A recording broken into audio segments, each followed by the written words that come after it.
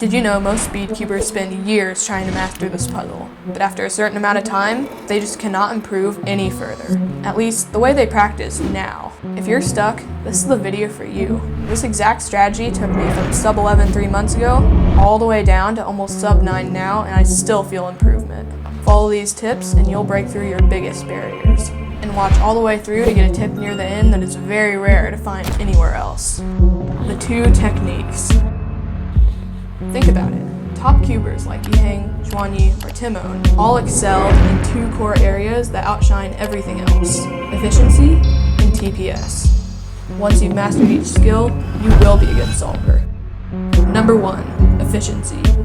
Efficiency is a crucial part of solving. If you solve the cube in 80 moves while someone else uses just 50, then you'll need to nearly double their turn speed to match their time.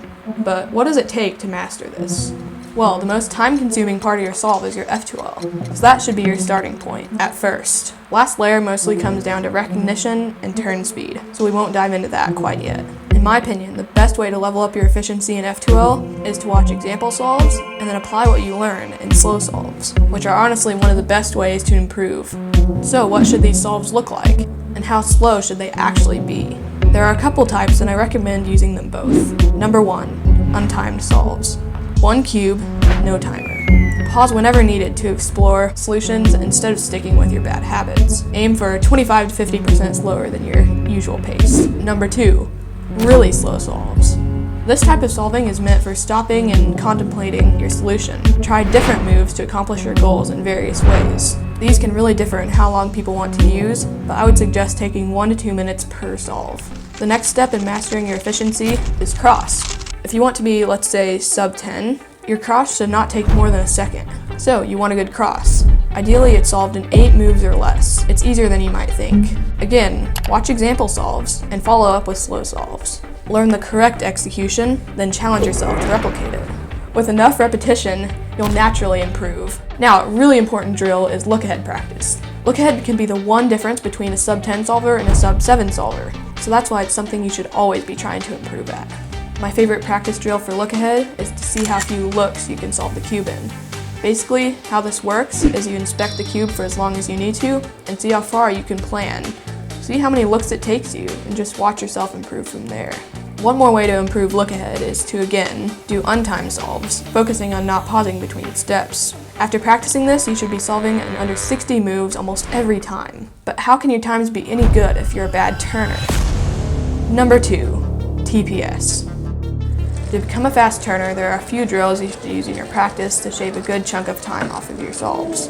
One of the best ways? Develop solid finger tricks. So train them during your slow solves to build muscle memory instead of reverting back to your bad habits. There are plenty of videos out there that can help you refine your finger tricks.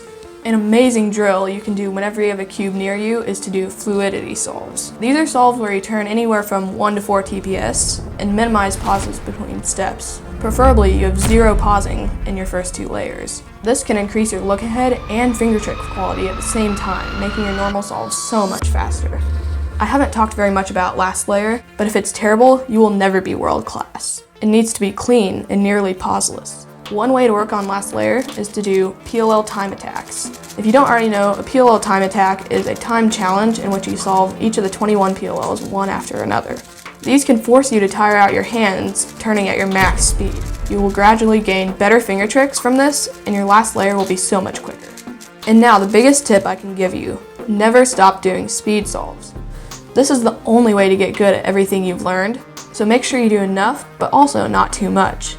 When you feel like doing your 500th solve of the day, think of one of the other practice drills that I gave you, and work on one of those instead, as you will gain knowledge of the cube and become more familiar with how the pieces affect each other.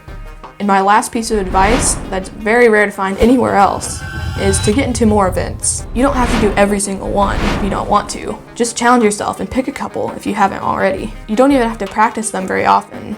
Just have a few side events. Why? Even if you don't realize it, skills from every event transfer to 3x3 in one way or another. If you could get one thing from this video, I would want you to take this: slow solves. This practice technique changes the game. So always remember, you might need to slow down to speed up.